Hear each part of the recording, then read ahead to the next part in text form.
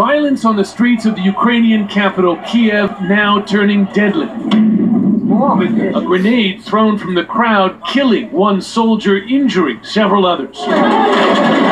These street battles pit Ukrainian nationalists against the Ukrainian parliament, which just approved giving greater autonomy to the eastern regions of the country, now controlled by Russian troops and pro-Russian separatists. Ukraine's Western-backed president scolded protesters for attacking Ukraine over Russia. It is very sad that some members of the parliamentary coalition attack the president and the supreme commander-in-chief of their own country instead of directing their burgeoning energy to counter the external enemy. Russia has strengthened its hold on the east, and the war has raged on, with more than 6,000 killed since April last year. And 2 ceasefire agreements in tatters. We call on all Ukrainians, no matter their affiliation or organization, to respect law and order. With NATO allies worried they could be Russia's next targets, the U.S. military is bolstering its forces in the region, sending Predator drones to Latvia over the weekend, and F-22s to Germany late last week. All part of an effort to reassure European allies that the U.S. will deter further aggression by Russian President Vladimir Putin. It seems that that's the direction he wants to take them, towards one of more confrontation. And we're simply going to have to check that. The Predator deployment is temporary. They will be there until September 15th. Temporary, as have most of the military deployments by NATO and the U.S. They are all of this intended to balance reassuring European allies without antagonizing Russia. It's a tough thing to balance there because they don't want escalation either. By the way, those Raptors that have been in Germany, they're going to go to Poland next, and Poland, another NATO ally, Eastern Europe, also very nervous about Russia. All right, Jim, thanks for the report. Instead of carving off another chunk of Europe, Vladimir Putin's next move may already be taking place in a sparsely populated but vitally important region where Russia already holds a big advantage over the U.S. CNN's Brian Todd has been looking into that. Brian? Well, Brianna, Putin's aggressive maneuvers have U.S. officials concerned tonight, not just in Ukraine, but of all places in the Arctic. This was the setting for some legendary Cold War showdowns, and now it is back on the map as a key strategic battleground between the U.S. and Russia. A massive American submarine surfaces in the Arctic. Sailors chip ice off the USS Seawolf after spending 2 months below the ice cap. A U.S. commander says American forces are demonstrating they can operate a sub anywhere on Earth. But analysts say in the Arctic, America's fallen way behind the Russians. The United States is lagging militarily. While overall numbers of capability are larger, the Russians have much more effective seagoing and military capability in the region because they live there. U.S. officials and outside analysts tell CNN Russia has aggressively expanded its military capability in the Arctic, establishing and expanding a Northern Command, forming Arctic brigades. They even planted a titanium flag on the seafloor beneath the North Pole. The U.S. has 2 icebreaker ships. The Russians have 41. Analysts say the Russians are much better positioned to dominate the region militarily and grab crucial natural resources. What's at stake is huge. We're talking about this area here. Everything we're talking about here has largely been completely untouched by man in any way. So whoever can break the code and gain access to this region and all the areas of economic development and resources will be a huge benefactor. Vladimir Putin's not only flexing his muscles militarily in the Arctic, but quite literally in the gym. Putin and his Prime Minister, Dmitry Medvedev, have just been videotaped working out together in the morning, grilling together, then having tea for breakfast. I think they're trying to show Putin again in a positive light, show that he hasn't lost it, that he's still in charge, that he's still this active, virile figure. This comes on the heels of Putin proudly manning a submersible in the Black Sea. And who could forget the images of Putin shirtless, hunting, fishing, riding horseback. He's done a judo demonstration. Analysts say this plays into Russians' sense of pride in a strong leader, an image Putin needs these days.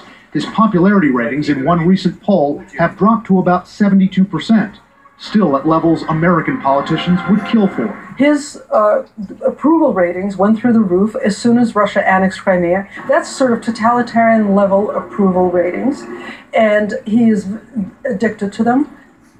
How do U.S. officials feel about Putin and Russia seemingly gaining the upper hand in the Arctic? Well, A senior administration official tells CNN the White House sees the Arctic region as kind of a global commons where the U.S. and the Russians can cooperate on things like research and exploration, search and rescue operations. But this official says Vladimir Putin and his government just don't see it that way, Brianna. Does Putin see an American threat in the Arctic, or is this more a preemptive thing? We're told that he does see it as a threat. An administration official says the Kremlin believes the U.S. is trying to undermine Russian interests in the Arctic. This official says the U.S. is not really doing that, but it does kind of tee up Vladimir Putin to justify some more aggressive maneuvers in that region. Thanks, Brian. Appreciate it. Joining me now is a member of both the Intelligence and Homeland Security Committees, Republican Congressman Peter King of New York. Congressman, thanks for being with us. Thank you, Brianna. So you have the chairman of the Joint Chiefs who has said that Russia is the top military threat to the U.S. Do you agree with that assessment? It certainly is a major threat. And again, it shows the failure of the Obama-Clinton foreign policy. I mean, the main thing they did coming in was to reset with the Russians. And it's obvious they thought that by reaching out to Putin, that with his hand of friendship returned. Instead, Putin has just consistently moved against U.S. interests, against European interests, and obviously against the direct interests of the Ukrainians. So I think, yeah, they're definitely a threat. There's no reason why they'd be doing these things unless they wanted to try to rebuild at least part of the old Soviet empire. As clashes are erupting, U.S. deployed drones are going to Latvia. There's F-22 Raptors heading to Europe. Does NATO have enough military might to stand up against Russia? I don't believe they have the will right now. And also, as far as the drones going to Latvia, they're going to be only there for 2 weeks. I don't know what kind of a signal that sends, either reassurance to the allies or as a threat to Russia. To me, it's another half-hearted step by the Obama administration. As far as NATO, I would just say Europe overall has been very deficient on this. They really have been taking almost no action against Russia. The only significant action really has been the sanctions. That was pretty much forced by the U.S. So whether it's the foreign fighters going to Syria, whether it's Russian aggression, Europeans don't seem to have the heart or the resources to get the job done. President Obama will, I would expect at some point he may run in to Vladimir Putin when Putin visits New York in a month. Sometimes there may not be a completely official meeting, but we've seen that they actually can accomplish quite a bit even in 10 minutes of passing in a hallway. We later learn that actually they worked something out. Do you think that they should have some sort of interaction? I think they should if the president knows what his agenda is. Listen, I'm a Republican, but if there's an encounter between President Obama and Putin, I want President Obama to come out on top. But if he does have this meeting with Putin, and whether it's casual or whether it's a serious one or whatever it happens to be, I hope the president has an agenda, knows what he wants, and fights for it, and doesn't let Putin take advantage of the situation. I do want to ask you about the message the president should send to him, but first, you've seen this video of Vladimir Putin and Dmitry Medvedev having tea for breakfast, working out, which seems kind of odd. What do you make of that? It's hard to read Putin's mind, but I would say several things. One, his favorability ratings are dropping. I know they say 72%. The fact is there is discontent in Russia. The ruble is declining. The economy is not growing at any kind of strength, with any kind of strength at all. And I think he wants to basically impress the people. He's appealing to the macho instincts of his people. And he's also doing this at a time when we do see increased pressure in the Ukraine. We do see what's happening in the Arctic. So I think it's, again, he's trying to put the country on a semi-military footing by lifting weights and working out with Medvedev. If the president and Putin have some sort of interaction, what message do you think President Obama needs to send to Putin?